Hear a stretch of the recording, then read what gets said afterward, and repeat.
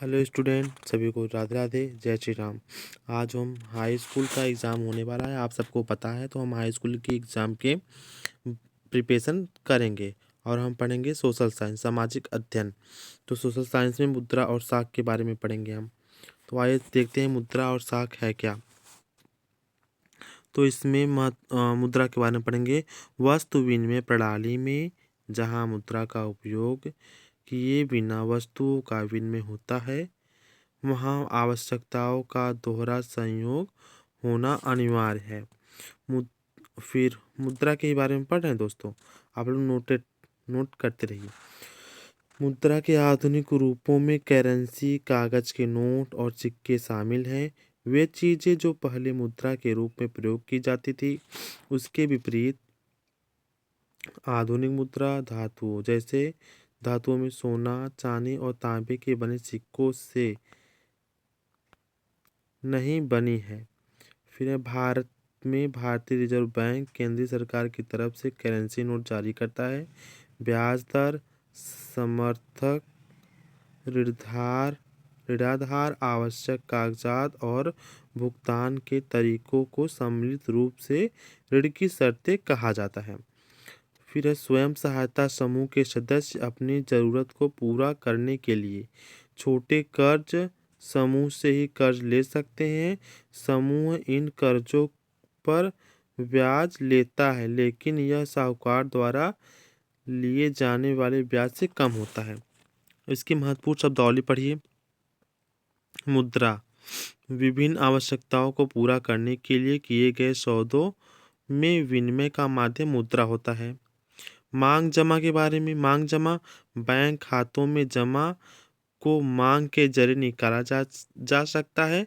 इस जमा धन को मांग जमा कहा जाता है। फिर है चेक के बारे में पढ़ें। चेक एक ऐसा कागज है जो बैंक को किसी व्यक्ति के खाते से चेक पर लिखे नाम के किसी दूसरे व्यक्ति को एक खास रकम का भुगतान करने का आदेश देता है। फिर औपचारिक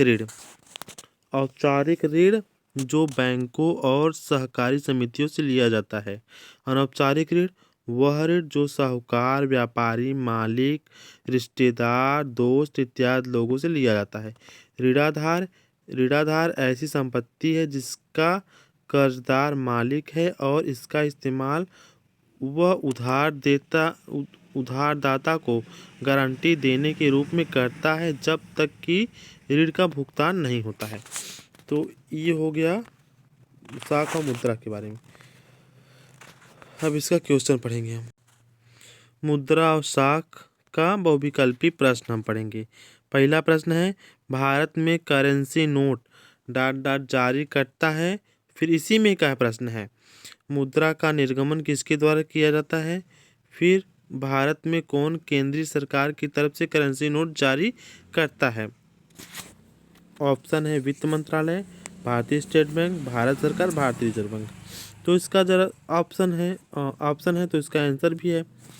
इसका आंसर है भारतीय रिजर्व बैंक। और फिर अगला क्वेश्चन है, वर्ष 2012 में भारत के प्रति 1000 ग्रामीण परिवारों में कितने प्रतिशत परिवारों के साख का स्रोत व्यावसायिक बैंक थे। 35% स्रोत, 18%, 25%, 40%। तो इसका आंसर है 25%। तो इसका अगला क्वेश्चन है,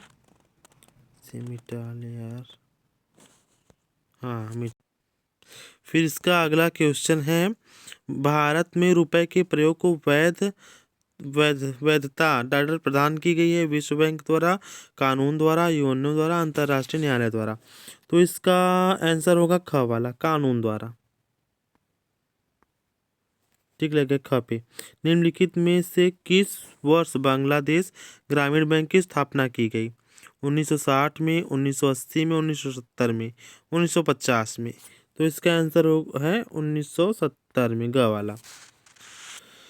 स्वयं सहायता समूहों में बचत और ऋण संबंधी अधिकार निर्णय लिए जाते हैं बैंक द्वारा, सदस्य द्वारा, गैर सरकारी संस्था द्वारा, इनमें से कोई नहीं। तो इसका आंसर होगा सदस्य द्वारा। है तो स्वाभाविक सी बात है, ख वाला, सदस्य द्वारा। ये छोटा टिक लगा दें, ख वाला। हाँ, तो इसका अगला क्वेश्चन है, क्या है? निम्नलिखित में से कौन ऋण के औपचारिक स्रोतों में शामिल है? हाँ, 7वां नंबर था क्वेश्चन। निम्नलिखित में से कौन ऋण के औपचारिक स्रोत में शामिल है? बैंक, साहूकार, नियोक्ता, व्यापारी। तो इसका आंसर होगा बैंक शामिल है। ठीक है, क वाला। निम्नलिखित में कौन ऋण के औपचारिक स्रोतों में सम्मिलित नहीं है? तो कौन सम्मिलित नहीं है? सहकारी समितियां, व्यापारिक व्यावसायिक बैंक, साहूकार, ग्रामीण बैंक। तो इसका होगा ग, साहूकार।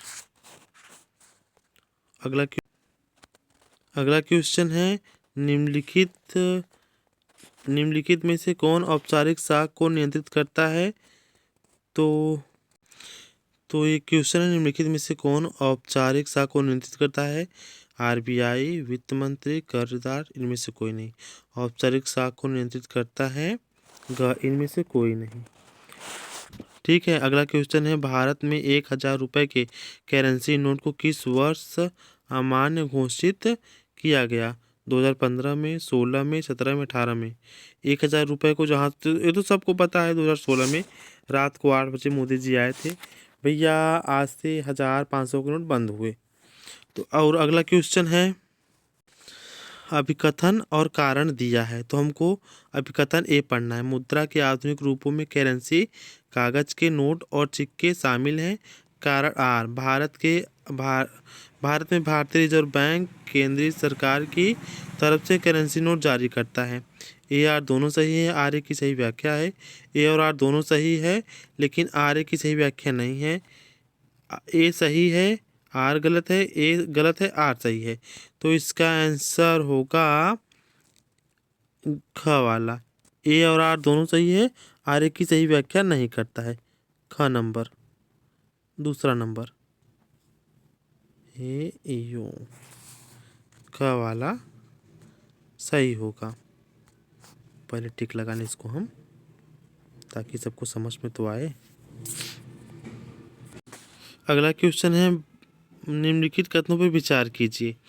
पहला है, बैंक खातों में जमा धन को मांग के जरिए निकाला जाता है, इसलिए हाँ इस जमा को मांग जमा कहा जाता है। चेक एक ऐसा कागज है जो बैंक को किसी व्यक्ति के खाते से चेक पर लिखे जाने के चेक एक ऐसा कागज है जो बैंक को किसी व्यक्ति के खाते में चेक पर लिखे नाम के किसी दूसरे व्यक्ति को एक खास रकम का भुगतान करने का आदेश देता है। तीसरा है, मांग जमाओं को करेंसी के साथ व्यापक स्तर पर भुगतान का माध्यम स्वीकार किया जाता है। उपयुक्त में से कौन सा कथन सही है? तो इसमें तीनों सही है। अगला क्वेश्चन है, वर्णनात्मक प्रश्न, लघुत्तरी प्रश्न। लघुत्तरी प्रश्न में मुद्रा क्या है? आधुनिक मुद्रा क्या है? आधुनिक मुद्रा करेंसी को विनिमय का माध्यम क्यों स्वीकार किया जाता है? तो इसका आंसर थोड़ा बड़ा में है, इसे नोट करना पड़ेगा याद करने के लिए, क्योंकि अगर ये क्वेश्चन आ गया सामाजिक अध्ययन में तो बिना नोट किए हम लोग इसका आंसर दे नहीं सकते। तो इसका छोटा सा आंसर है, मुद्रा मूल्य का माप और विनिमय का साधन है जो किसी देश के केंद्रीय बैंक द्वारा जारी की जाती है और सरकार द्वारा मान्यता प्राप्त की जाती है। मुद्रा एक सर्वमान्य वस्तु है जिसे लेने से कोई इनकार नहीं करता है, इसलिए क्रेता और विक्रेता मुद्रा का इस्तेमाल विनिमय के साधन के रूप में करते हैं। हर कोई मुद्रा के रूप में भुगतान लेना पसंद करता है, फिर उस मुद्रा का इस्तेमाल अपनी ज़रूरत की चीज़ें खरीदने के लिए करता है। तो यह मुद्रा क्या है? मुद्रा के बारे में आज हम इतना पढ़े हैं, इतना आप लोग नोट करिए। हम ऐसे ही क्वेश्चन लेके आते रहेंगे, आप लोग सपोर्ट करिए।